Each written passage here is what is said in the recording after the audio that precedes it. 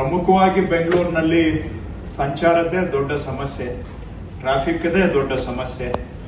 ತಮಗೆ ಗೊತ್ತಿರೋ ಹಾಗೆ ಈ ಟ್ರಾಫಿಕ್ ಸಮಸ್ಯೆ ಪರಿಹಾರ ಮಾಡೋದಕ್ಕೆ ಮೆಟ್ರೋ ಒಂದು ಸೂಕ್ತವಾದಂತಹ ಪರಿಹಾರ ಕ್ರಮ. ಈಗಾಗಲೇ ಮೆಟ್ರೋ ಫೇಸ್ 1, ಫೇಸ್ 2 ಕಂಪ್ಲೀಟ್ ಆಗಿದೆ. ಫೇಸ್ 2A, ಫೇಸ್ 2B ಇನ್ನ 1-2 ವರ್ಷದಲ್ಲಿ ಕಂಪ್ಲೀಟ್ ಆಗುವಂತಹದ್ದು ಇದೆ. ಇದೇ ಸಂದರ್ಭದಲ್ಲಿ ಭವಿಷ್ಯದ ಅವಶ್ಯಕತೆಯನ್ನ ಗಮನದಲ್ಲಿಟ್ಕೊಂಡು ಮೆಟ್ರೋ ಫೇಸ್ 3ಗೆ ಕೂಡ ಇವತ್ತು ಸಂಪುಟ ಒಪ್ಪಿಗೆ ಕೊಟ್ಟಿದೆ.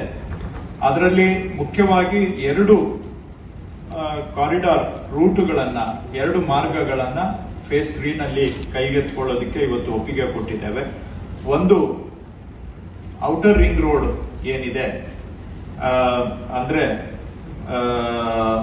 ತಮಗೆ ಗೊತ್ತಿರೋ ಹಾಗೆ ಜೆಪಿ ನಗರ ಈಗ ಸಿಲ್ಕ್ ಬೋರ್ಡ್ ಜಂಕ್ಷನ್ ಇಂದ ಈ ಕಡೆ ಹೆಬ್ಬಾಳದವರೆಗೆ 2A ಮತ್ತು B ನಲ್ಲಿ ಕೆಲಸ ನಡೆದಿದೆ.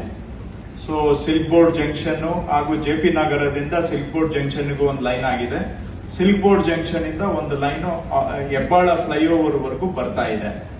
ಈಗ ಬ್ಯಾಲೆನ್ಸ್ ಇರತಕ್ಕಂತಹದ್ದು ಹೆಬ್ಬಾಳ ಫ್ಲೈಓವರ್ ಇಂದ ಹೀಗೆ ಮುಂದುವರೆದು ವಾಪಸ್ಸು ಜೆಪಿ ನಗರದವರೆಗೆ ಬಂದು ಸೇರುವಂತ ಆ ಭಾಗ ಏನಿದೆ ಅದು ಇಲ್ಲಿವರೆಗೂ ಕೂಡ ಸೇರಿರಲಿಲ್ಲ.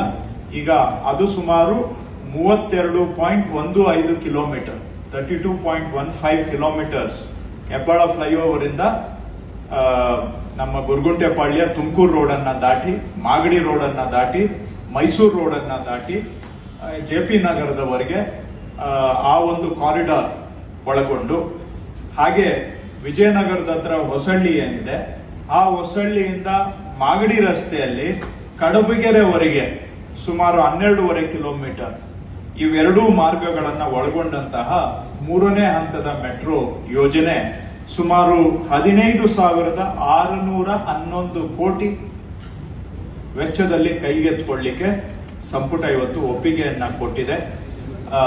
15,611 ಕೋಟಿ ವೆಚ್ಚದಲ್ಲಿ ಕೈಗೆತ್ತಿಕೊಳ್ಳಲಿಕ್ಕೆ ಒಪ್ಪಿಗೆಯನ್ನ ಕೊಟ್ಟಿದೆ.